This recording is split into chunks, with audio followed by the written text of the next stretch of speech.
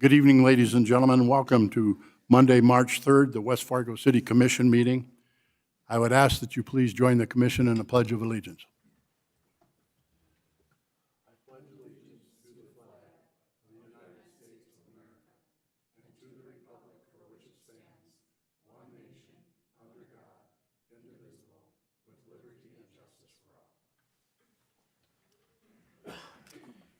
Thank you, Madam Secretary. Would you please call the roll? Commissioner Jorgensen? Here. Commissioner Zundell? Here. Mayor Dardis? Here. Commissioner Olson? Here. Commissioner Anderson? Here. Let the record show all commissioners are present. Item D is to approve the order of the agenda. Commissioner Zundell, do you have something that you'd like to call to our attention? Do you want me to do that on the consent agenda? No. Okay. On the consent agenda, item F, I will need to abstain from that, so I would need that removed from the consent agenda. Very good. Thank you. Motion to approve the agenda. Thank you, Commissioner Jorgensen. I have a motion to approve the agenda. Is there a second? Second. Commissioner Anderson seconds. It's been moved and seconded to approve the order of the agenda. Is there any discussion? Is that with item F being taken off and put into the regular? No. Commissioner Zundell is going to be recusing herself. We'll be voting on it with the rest of us. Okay. Any further discussion? All those in favor, please signify by saying aye. Aye. Opposed? Motion carried. Item E is to approve the minutes of February 24th, 2025. The minutes are in your packets. Make a motion to approve. Commissioner Zundell moves to approve the minutes of February 24th. Is there a second? Second. Commissioner Olson seconds. I have a motion and a second to approve the minutes of February 24th. Is there any discussion? Hearing none, all those in favor, please signify by saying aye. Aye. Opposed? Motion carried. Item F, building permits. This is an item I will also not be voting on because the Park District has a permit in.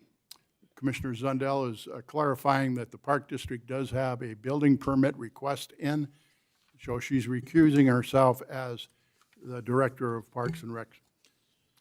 Move to approve. Commissioner Olson moves to approve the building permits. Is there a second? Second. Commissioner Anderson seconds. I have a motion and a second on the building permit report. Is there any discussion? Hearing none, all those in favor, please signify by saying aye. Aye. Opposed? Motion carried. We now move into the consent agenda. We have items A through F. Motion to approve. Commissioner Jorgensen moves to approve the consent agenda, items A through F. Is there a second? Second. I'm sorry, Commissioner Olson? Commissioner Olson seconds. Is there any discussion? Seeing none, all those in favor, please signify by saying aye. Aye. Opposed? Motion carried. We are now in the regular agenda. First item on regular agenda is public comment. Madam Secretary, do we have anyone signed up for public comment? All right. Item 1 is closed. We move on to item 2, public hearings. Do we have any public hearings this evening? No, we do not. We move on to item 3. Item 3 is human resource update. Sarah Goshevic, Director of Human Resources and Employment Contract. And this is not an actionable item. This is for information only. Good evening and welcome. Good evening, Commission President Dardis and Commissioners. That was louder than I expected. Mine is simply an update item tonight. You guys had assigned that we develop an employment contract for our City Administrator, Dustin Scott. I'm just letting you know that we have developed it. There are a few pieces that we're just putting some final touches on, but we expect to have a final draft to you by the end of this week. There are a few key items in there that will need to go through the negotiation process, so that will happen at our next commission meeting, and we'll have that ready for you. Thank you. Commissioners, any questions? All right, very good. Thank you. Thank you. Moving on, we are now on item number 4, 825-1, Shadow Creek, 4th edition. Aaron Nelson, Director of Planning. Purpose of this discussion is to approval of the updated site plan and the geotechnical information regarding previously approved modification to SR-CO, the Cheyenne River, controlled building control line. Mr. Nelson, good evening and welcome. Good evening, President Dardis and Commissioners. So item 4 is a request for modification to a previously approved variance to the building control line of the CO-SR Cheyenne River Corridor Overlay Zoning District. The original 20-foot variance was approved by the Board of Adjustment at their January 20th, 2025 City Commission meeting for a property located at 49 35th Avenue East. So I've got the property location pulled up on the map here in front of you. This variance was specific to a geotechnical report from Braun Intertech dated September 3, 2024. So since then, the applicant is now proposing to adjust the location of the proposed house and driveway, which deviates from the site plan contained in that September 3 geotechnical report. While all proposed changes are still to comply with the reduced building control line from 100 feet down to 80 feet, the house is proposed to be 15 feet closer to the river than was originally evaluated as part of that geotechnical report. The applicant is seeking to modify the approved variance in order to incorporate and allow for this revised site plan. To this end, the applicant has re-engaged Braun Intertech to provide an updated geotechnical report that does include and incorporate the revised site plan and adjustments to the house location.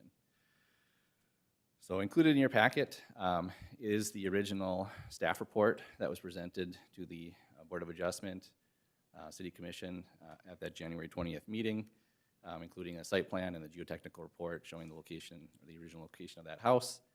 Also included as an attachment to the memo in your packet is the revised location of the house. Essentially, from what I understand, is the architect and design team is proposing to slightly rotate the house and then adjust it slightly on the lot in order to kind of make the design fit a little better with what they're looking to do. The geotechnical report, or the updated geotechnical report from Braun Intertech, the new one is dated February 24th, 2025. It does have a finding that there is no impact or sufficient impact to the river, and it is sufficiently safe to handle the proposed relocation of the house. The location and the geotechnical report has been reviewed by the city engineer, who does not have concerns with the adjustments being made. With that, I will add that city engineer Dan Hansen would like to provide, I think, some additional comments in relation to the building control line in general. I know this has been an item of discussion at a last couple of meetings here. And so, Dan, I'll invite you up to add some kind of engineering context to this request. Good evening, Mr. Hanson, and welcome. Thank you, Commissioner, President Dardis, and Commissioners. I have reviewed everything that has been submitted for this. Everything is still contained within the previously approved encroachment into the 100-foot setback where we approved it to go to 80 feet. I don't see issues with this. The entire lot is treed. There's a lot of trees on this property. This property is also located on the inside of a bend, so it is relatively stable as far as the inside bend of a river. And with the amount of trees that are present on the property, I don't see that this is going to be an issue, and I fully support recommending this approval of this change to his site plan. We did receive the letter that we had talked about from the Cass County, Southeast Cass Watershed District. It wasn't specific to any project. Southeast Cass in general does recognize the city's ability to regulate via our current ordinance where we do allow these encroachments. Their letter does state that they support changing our ordinance eventually to make that 100 feet a hard no as far as future encroachments into it. But the way our current ordinance reads, I do fully support the approval of this recommendation. Thank you, Mr. Hanson. Commissioners? Commissioner Olson? Just for a point of clarification, Mr. Nelson stated that the house is going to be slid at least approximately 15 feet to the south, but that still stays within the 80 feet from the river, right?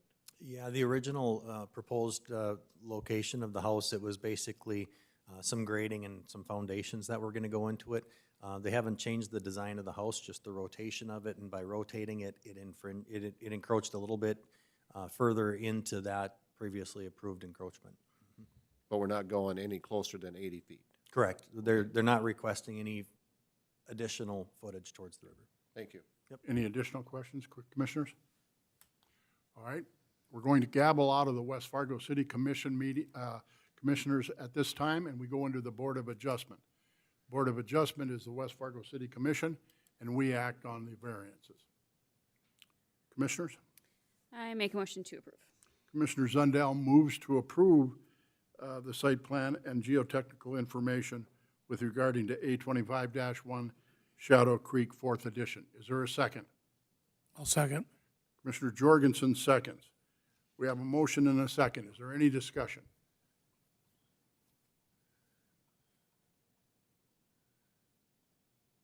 Hearing no discussion, all those in favor, please signify by saying aye. Aye. Opposed? Motion carried. Thank you. Thank you, Mr. Nelson. Thank you, Mr. Hanson. Item number 5 is the Matt Bus Transit Development Plan Project Update. This is no action requested. This is informational only. And again, we call on Aaron Nelson, the Director of Planning. We got to go back out of the Board of I apologize. Thank you, Commissioner. We are now back out of the Board of Adjustment and back into the West Fargo City Commission meeting. My apologies. Thank you, Commissioner Jorgensen. All right, thank you. So originally, I was supposed to be here in front of you today to introduce Blue Weber, representing the project team on behalf of MetroCog, leading the transit development plan update for MetroCog and MapBus. However, we weren't able to get the technology to work today. Blue was going to be joining us remotely via Teams, and so we'll try and get him scheduled for a future meeting. But for purposes of today, I do have a slide deck and can certainly answer any initial questions any commissioners have. But I'll try and provide a very high-level summary. I'm certainly not the expert in this material. But in summary, the transit development plan is a transit plan that gets updated every 5 years, federally required. And so MatBus and MetroCog is currently in the process of their 5-year update. They're at a point in the project now where they're starting to put together some potential proposals for adjustments to the fixed route system within the metropolitan area. The city of West Fargo does have a contract with Fargo MatBus for transit services, and so there are two fixed route fixed route lines that do service portions of West Fargo. And so it's important that the citizens of West Fargo and the city commission be aware of the study and have an opportunity to weigh in. And so the main thing that I want to point out today is that there are two primary scenarios that the project team is taking a look at in relation to Route 20 and 24. Route 20 services the north side of West Fargo. Route 24 services areas of the south side of West Fargo. So pictured here is the existing network. One of their scenarios includes, both scenarios include some slight tweaks to Route 20.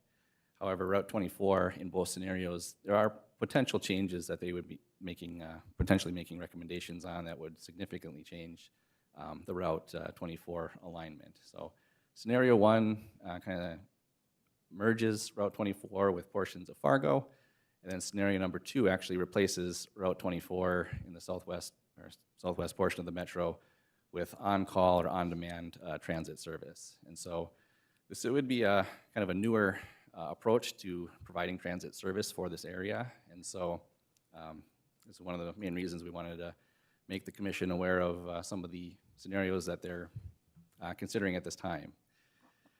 The last thing I want to note here is that in terms of next steps, there will be a public open house that will take place this Friday, March 7th from 3 o'clock to 7 p.m.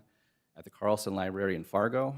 And so that's really the first opportunity, the first time that this will be publicly presented. In conjunction with that open house, there is a project website that does have some online survey and some additional online public input opportunity available online. The input period, I should say, is my understanding is that we'll be running throughout the month of March. And so there is quite a bit of time here for folks to provide input into these two scenarios that they're looking to put forward. So I'll leave it there for now. Like I said, we'll try and get Blue back here for a little bit more in-depth update for you guys in a couple weeks. So happy to answer any questions you may have for me. Again, this is an informational item. Commissioner Zundell. Are these changes based on essentially what we're willing to pay MatBus, or are these where did these changes come from? Yeah. So again, I'm not an expert in the Yeah. details, but at a high level, Kind of the first part of this study was the consultant team kind of taking a deep dive into the data in terms of ridership, where people are getting on and off the bus, where primarily the existing ridership within the area. And so maybe take a stab at finding some of these slides here. So for, just for example here, this map shows kind of the highest transit stops in the metro area. And so you can see large portions, especially on the outskirts, in the kind of southern Moorhead, eastern Dilworth, southwest West Fargo.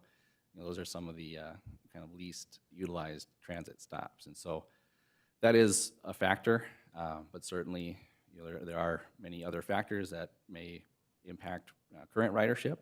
And so that's a big reason for the public input opportunity. If this current routes aren't servicing areas that could maybe use transit, maybe there would be more opportunity for ridership, and just based on some slight tweaks, for example. So I just want to clarify, this is not a change we've asked them to make. Correct. This is correct. their Yep. proposition to the city. Correct. Okay. Yep. And it is, it is, again, West Fargo contracts for transit services through Fargo. And so it is Matt Bus is the kind of the lead agency, I guess, in conjunction with MetroCog. Commissioner Olson. Thank you. Prior to the MAP bus falling under the newly formed Transit Authority, because the Fargo-Moorhead area became a TMA, I sat on the MAP bus coordinating committee, and one of the discussions at the time was to look at adding a stop at our Hornbachers on Cheyenne Street to allow residents to go to and from to that grocery store. And I see that it's gone now from it. So I just want to relay that to everybody, that at one time that was being considered. So that would be something maybe, if that was something our residents wanted, they should speak up for that. Absolutely. And that comment has already been relayed to that project team. I know that's been discussed previously. Any additional questions, Mr. Nell?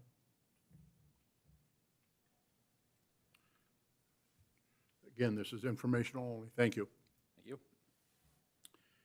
Moving on, we are now on item number 6, the Long Creek Steel Incentive Request. Casey Sanders Berglund, Director of Economic Development. The purpose of this discussion is to approve a business incentive for Long Creek Steel LLC. Good evening and welcome.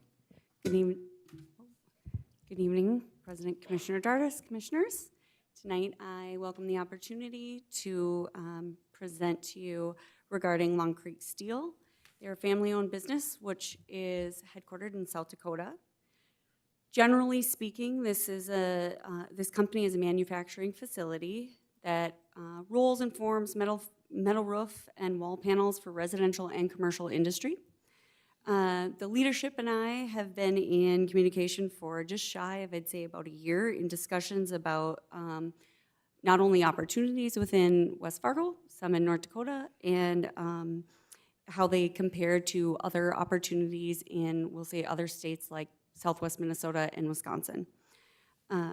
Throughout these discussions, we've really been kind of narrowing down what would be ideal for them, and it became clear after some time that West Fargo would be their ideal choice.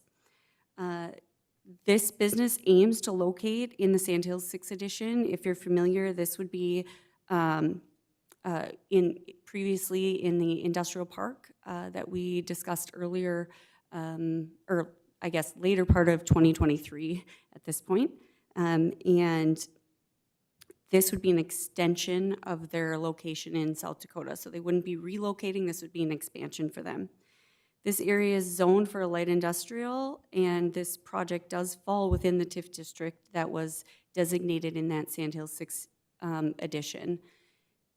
That was one of the things that drew them to this location, having that TIF district in place, specifically because the two properties that Rachel, I almost said Emily, but that Rachel has outlined right here, the two identified do have existing regional specials of over $575,000 on them. So having the TIF district in there really plays a factor in reducing some of those upfront costs for any business to come in.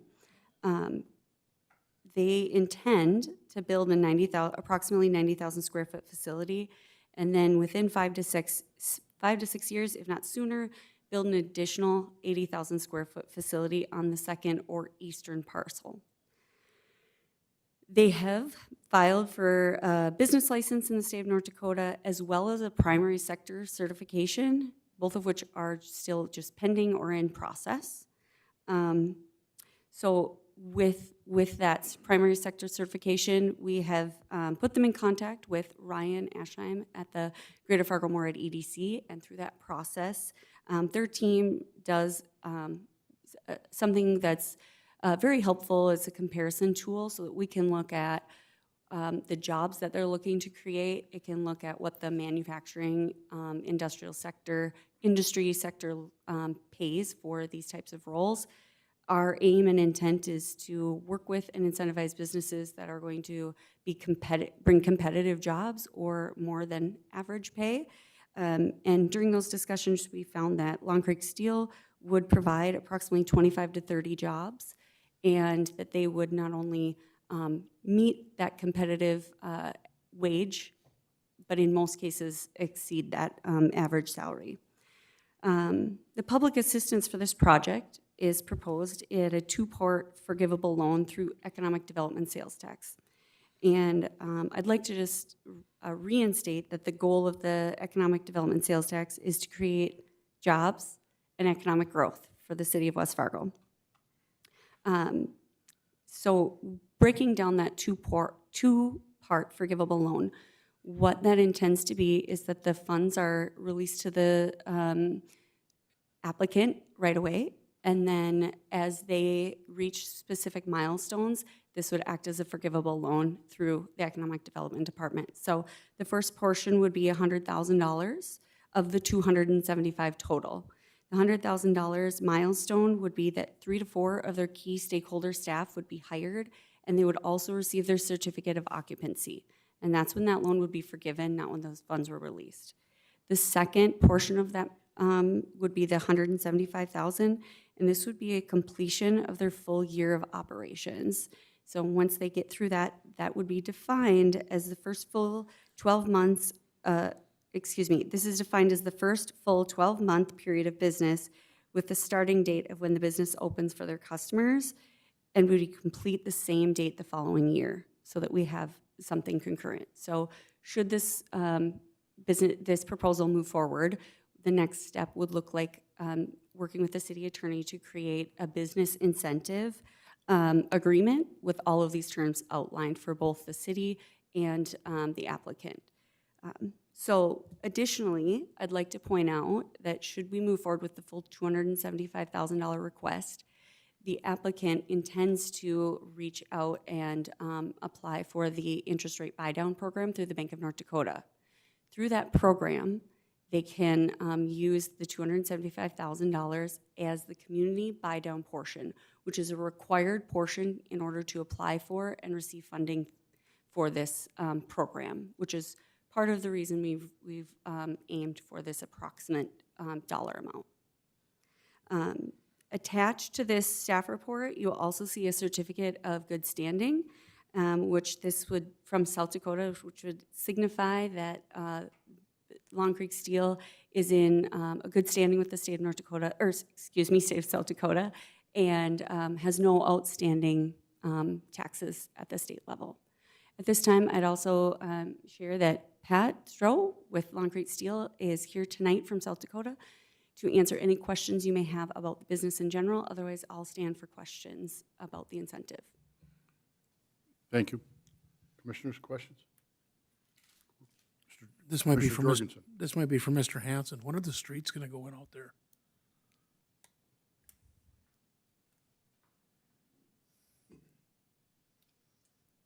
The streets will be put in this summer, and so right now they're looking in the next couple of weeks to get a pre-construction meeting ready to go to get ready for construction this summer. The utilities, for the most part, have been installed, and now it's just the street construction that's going to happen, and it'll be right away once they can start getting going in the spring. So, Okay, thank you.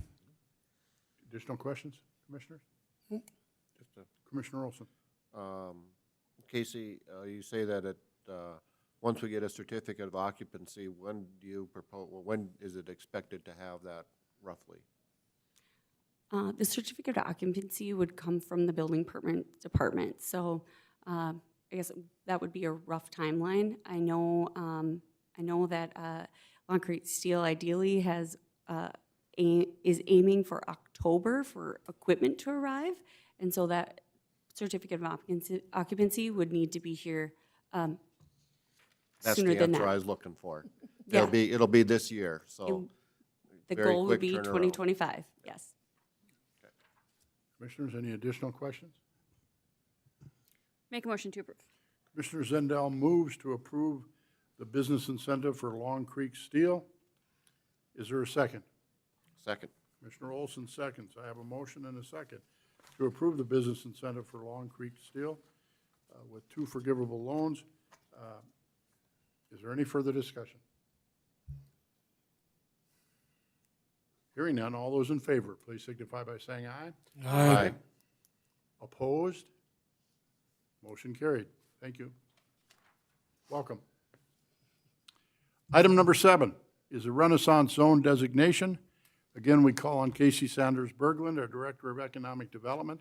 The purpose of this discussion is to confirm that staff should take action to move forward with the process of updating the development plan and necessary steps to request a 10-year extension to the Renaissance Zone designation for the city of West Fargo.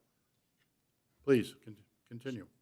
Good evening again, Commissioner Dardis and Commissioners. Today, I'm coming before you to inform the Commission that the Renaissance Zone designation for our city is set to expire June 6th of 2025.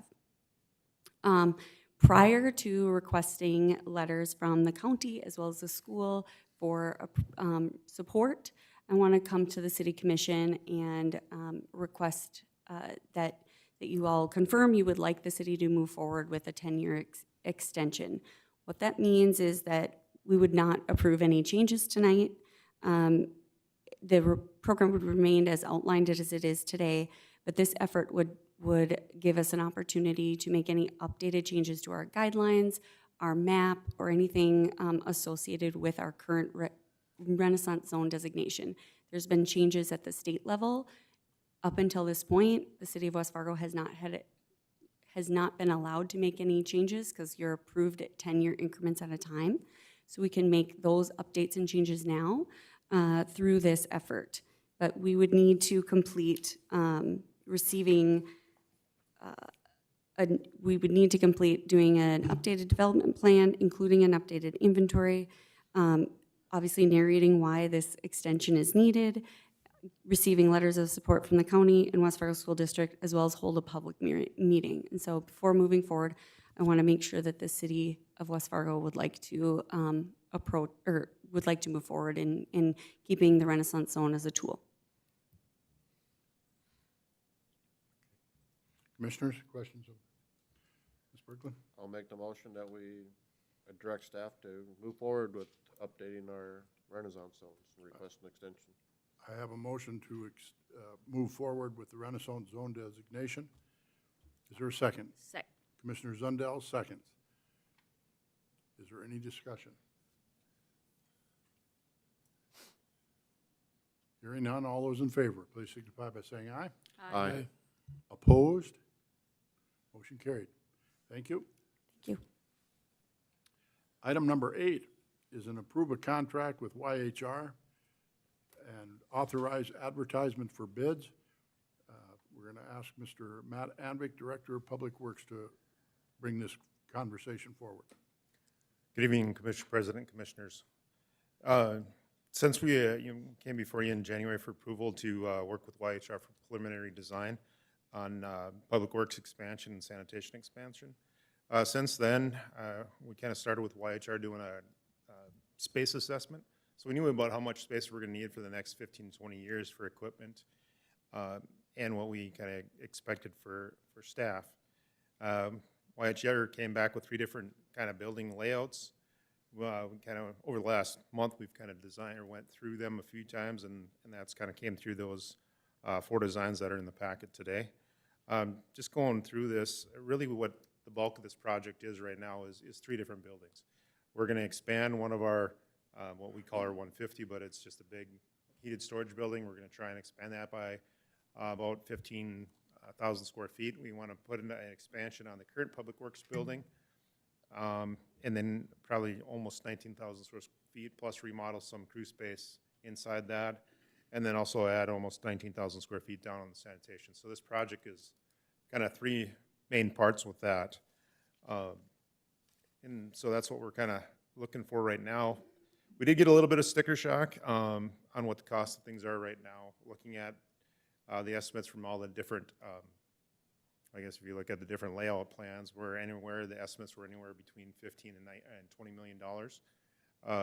So, like if you're looking at our option A, I guess if we can scroll down for that, it's kind of large on there, but what we're doing is we're looking at this kind of footprint is going to really house all of, I guess, everybody that's at Public Works right now, all the departments up there currently, and that be our needs for the next probably 15 to 20 years there. Looking at that, we kind of scaled it back a little bit for our option, I guess our option B that we were looking at. We dropped one of our wash bays, kind of tightened everything up a little bit, but still had majority of everybody up there. But one of the ideas was to move forestry and our electricians down to the sanitation building on that footprint. Continuing with that, we were down to our kind of our options C and D, where we kind of laid everything out, tightened everything up, but we still had enough space for 15 to 20 years for our, all the crew that we're anticipating with kind of moderate growth to be able to house. And that was one of the things with this project that we're looking for is, to not have to come back in front of you in 5 or 10 years because we already outgrow our space. We're looking to get that size where we're actually out there for 15 to 20 years to kind of be able to grow into the space and not build it and already be filling it up that as is. So I guess with this one shows a little bit of the footprint up at Public Works. This would be the option C. We would have to move one of the existing garage buildings, but we would leave all the other existing buildings right now, and then this is the one we would extend out probably by about 100 feet and then remodel that parking lot there. This is another one of our options that it more or less just changes our how you'd come into our shop area and shows that expansion there. This is just a quick little drawing of our 150 building that is really just 3 walls and some concrete to fix that one. This is another, I guess, the layout of what we do with our sanitation, be able to get all of our big sanitation trucks into one area, be able to fit our electric and forestry divisions down there as well with a little remodel for some crew space. And this is just an idea of how it would fit on the site as well. Going forward with this, the big question is can we pay for something like this? Worked with our finance director, Mr. Galindo, and he kind of ran up just some numbers to be able to figure out that leveraging some SRF funds, Bank of North Dakota funds, or loans, that we would be able to really cover that $20 million. I'm not sure anybody really wants to spend that much, but we have the ability to pay for that. We were looking more towards that kind of that option C, be able to go around in there a little bit and see where we're at, just kind of go forward. And with that, I guess what we're looking for tonight is to approve our contract with YHR for continued design and then be able to go out for bids. Once we bid this out, of course, that would come back for final approval with the commission as well. One thing that we might do with that is to be able to do it in 2 separate bid packages. We could bid out the 150 building. Since it's kind of just 3 sides and it's an easier one, we can do that, get that one going right away. And then that would give us the ability to house some of the equipment that we have in the building that we'd need to move, and house that over the winter while we were doing some work on that remodel and expansion. And with that, I'll stand for any questions. Also, Mark Lundberg with YHR Partners is here as well, if there are any questions for them. Commissioner Zundell. So when you go to bid on this, are you gonna bid these as different options, or are you gonna try and narrow down which option you want first, or how are you deciding? Does that question make sense? Yeah, when we get farther, you know, if this is proven tonight, we'll keep going with final design. I wanted to bring forward kind of all four of these options to kind of show the range that we're looking at, and we're really gonna kind of probably dial into that option C, you know, but we might be a little bit bigger or smaller depending on when we get into that final design where we wanna be. So we'll have that one design, but we might have a few different options within that. When that bid package comes back, depending on what kind of bids we get, we have options with it. I mean, it might be, we can just go with the footprint that we need, where we get those buildings up, and then we can do as much or as little remodel on the inside, and that's when we can really scale it down if we need to. But then we at least get that building footprint, so we have that inside storage, and then we can modify it as needed, depending on what the bids come back. Additional questions?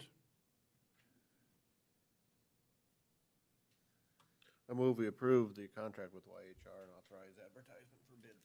Please state the dollar amount. Well, it would be up to the 20 million or something? Of the Or the contract. contract. On the contract. Gotcha. I don't know where that is in here, sir. The dollar amount on the contract is, I think we're at 6.25% of the total amount of the project. I guess they have that broken down, but that is, it was up to 25,000 for the preliminary design, and then the rest of that contract will be depending on the total cost once the bids come back. The base contract is for 25,000? That was for the preliminary design, correct? But we don't know what this would be? Not the total yet, no.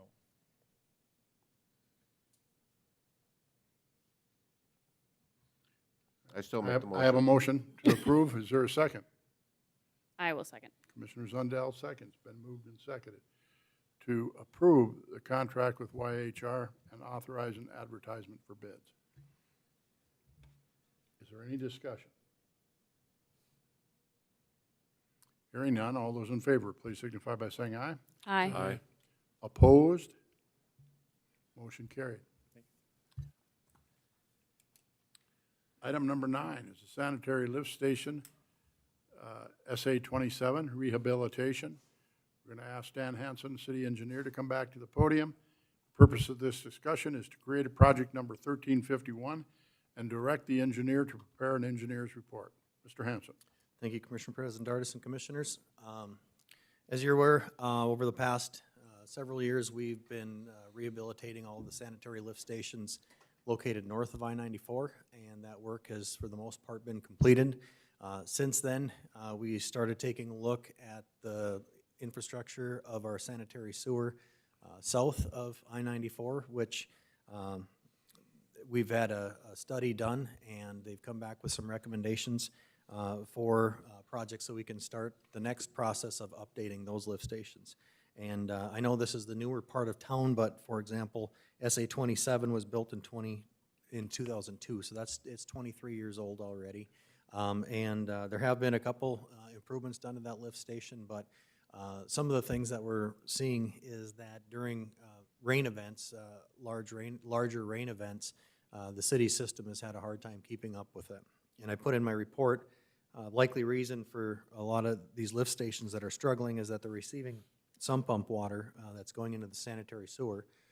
We do allow residents to pump their sump pump water into the sanitary sewer between October 15th and April 15th, but it's apparent and very clear that they're not switching it over to discharging outside of the house between April 15th and October 15th. There has been a little bit of education that has been attempted in the past, but habits haven't changed for that. And what we're seeing, for example, I put an example in here, May 24th, 2024, we had a 1.3 inches of rainfall that fell within 3 hours.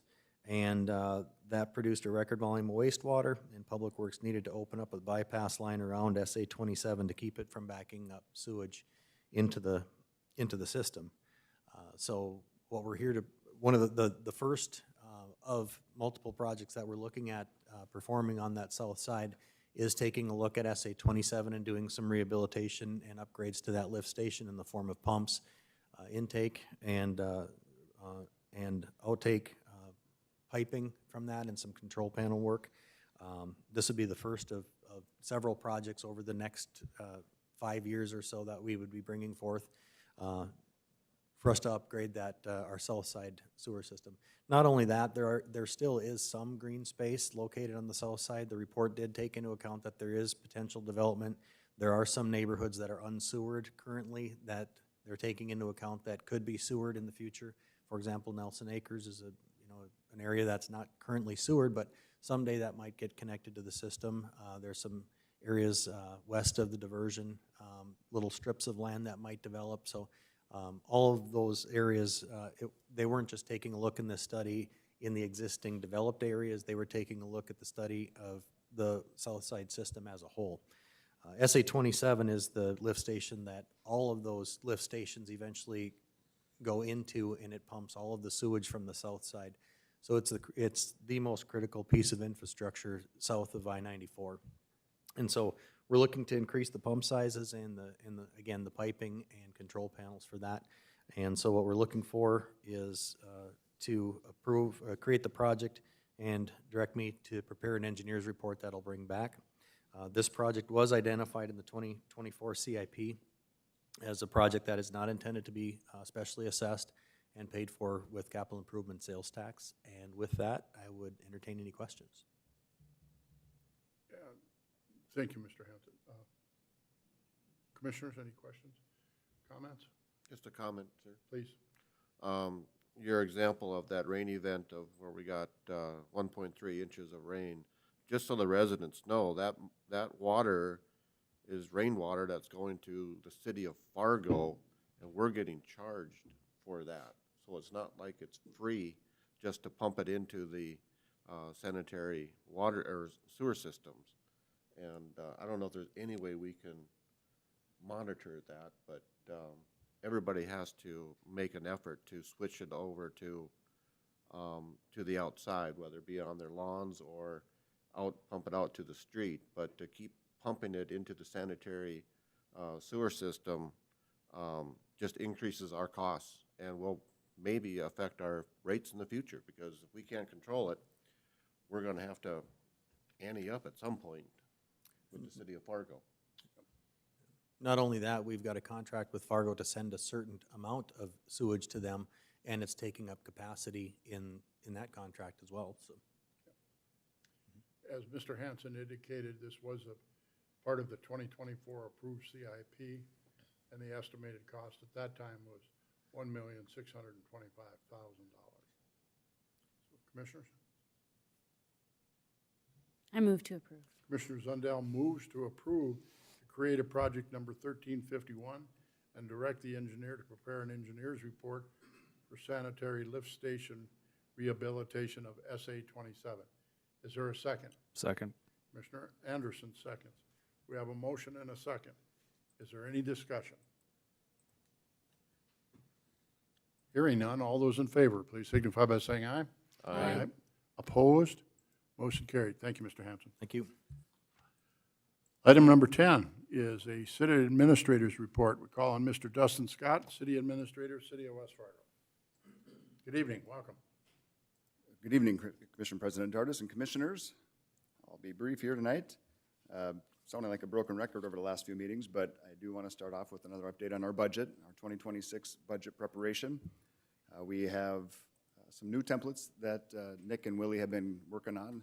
They have distributed those to department heads as of today, and we are asking all department heads to return their initial draft budgets to the Finance Department by mid-April. Over the next several weeks, department heads will be coordinating with their respective commissioners, the portfolio holders, to begin review and discussions on their initial draft budgets. And we are excited to move this along in a much earlier time frame than the last couple of years.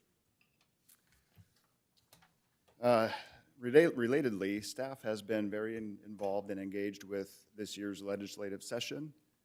As you all know, there are proposed bills out there relating to property tax reform, and we have been actively preparing and planning for potential impacts that those bills could have, not only on our property taxes, but other bills relating to the budget as well. So I just want to make it very clear that we are very much paying attention and actively working on preparation. So any questions on the budget before I move on? No?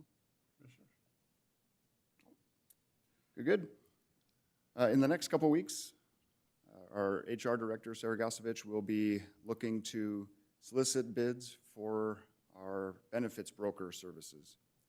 Over the past several years, we've been using Hub International as our benefits broker. They've been great to work with, but we do feel it's time to go out to the market and see what other opportunities there are. And so she is going to put a package together and solicit bids and hope to have those results here in the next few weeks. And then finally, I want to give an update that our city engineer and senior director of community development services, Dan Hansen, is starting to take the next step towards replacing his position as the city engineer. He is looking to advertise that over the next couple weeks. So we're excited to get started and moving forward in that direction and hopefully find a replacement. He'll have obviously tough shoes to fill with him moving on and focusing on his role as our senior director, but we're excited to turn that corner and move in that direction. That's all I have for you tonight. I stand for any questions. Commissioners, any questions for Mr. Scott? Look like it. All right, thank you. All your correspondence has been distributed into your mailboxes. Commissioners, do you have any non-agenda items you'd like to discuss this evening? Okay. Staff, any non-agenda items? All right. Commissioner Olson, Move to adjourn. Commissioner Zundell, I will second. we stand adjourned. Thank you.